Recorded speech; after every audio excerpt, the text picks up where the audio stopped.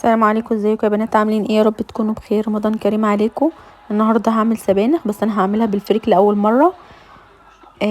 اول حاجه كده سلقت الفراخ، وبعدين جبت بصله قطعتها ومعلقه سمنه، ونزلت بالطماطم اللي انا كنت مفرزاها في اول رمضان.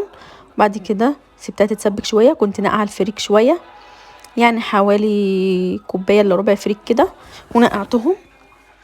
بعد كده حطيتهم في الحله على الصلصة، وبعدين حطيت السبانخ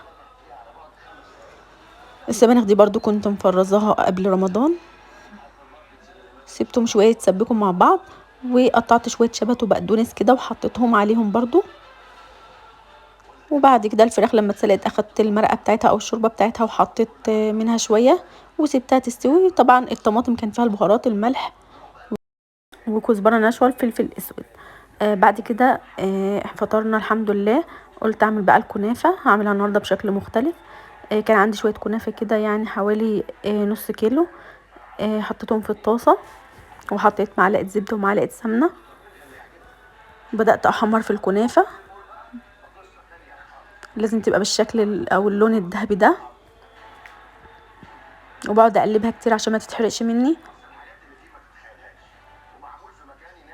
بعد كده لما بردت شوية جبت حليب مكثف وحطيت عليها حوالي معلقتين او 3 معالق كده. لو مفيش حليب مكثف ممكن تحطي مكانه الشربات، لكن انا فضلت اعملها بالحليب المكثف، اديته طعم احلى. بعد كده عملت الجيلي وحطيت الجيلي على جنب يبرد. بعد كده جبت كيس كريم شانتيه، حطيته كده وحطيت عليه شويه ميه ساقعين، يعني حوالي 3 4 معالق كده ميه ساقعه، لازم تكون متلجه. وبدات اضرب بالمضرب كده عشان توصل للقوام ده. بعد كده حطيت الطبقه دي على الكنافه اللي هي الكريم شانتيه. بعد ما بحطها وبساوي الصينيه، بتحاولي تسويها يعني بمعلقه سيليكون. بعد كده بتدخليها في الفريزر شويه وتطلعيها. بعد كده تنزلي بالجيلي، بس الجيلي لازم يكون بارد، ما يكونش سخن عشان الكريم شانتيه ما يسحش. وتدخليها التلاجة، بتطلع معاكي بقى بالمنظر الحلو ده، كأنها كنافة بالمانجا.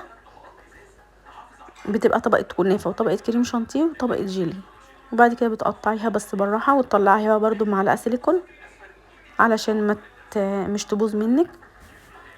وبعد كده بتقدميها بالشكل اللي يعجبك. اتمنى ان الفيديو يعجبكم، ولو عجبكم دوسوا لايك، واللي ما اشتركش يشترك في القناة. ورمضان كريم عليكم كلكم، ويا رب تكونوا بخير، والسلام عليكم ورحمة الله وبركاته.